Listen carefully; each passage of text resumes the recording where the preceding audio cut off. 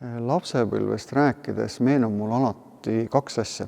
Mul meeldub vanaema kodu, kus siis vanaema ja vanaisa mind alati vastu võtsid ja kus ma sain veeta aega nii, nagu mulle meeldis. Keelde oli vähe ja käskusi oli veel vähem. Tõesti, ma tundsin ennast sõna otseses mõttes kodus.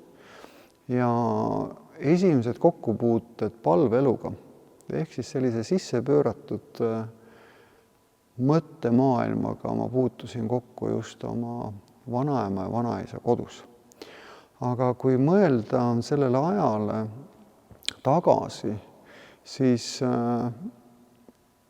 lapsepõlves olin ma päris haige, sest mul oli tuvastatud krooniline kopsupõletik ja seoses sellega ma pidin viibima väga palju erinevates haiglates ja oma esimesed 6 klassi ma lõpetasin sanatoorses internaatkoolis.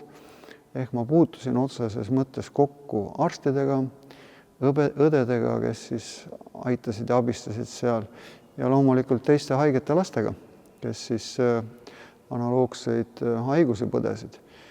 Ja minu soov ja minu tahtmine oli ikka väga selge saada terveks ja ma kogu aeg imestasin nende arstide ja õdede üle, kes siis neid haiget seal aitasid ja see kontakt nii-öelda tervendajatega ehk siis tervisepakkujatega oli juba sellest madalast ja heast ja lapsepõlvest.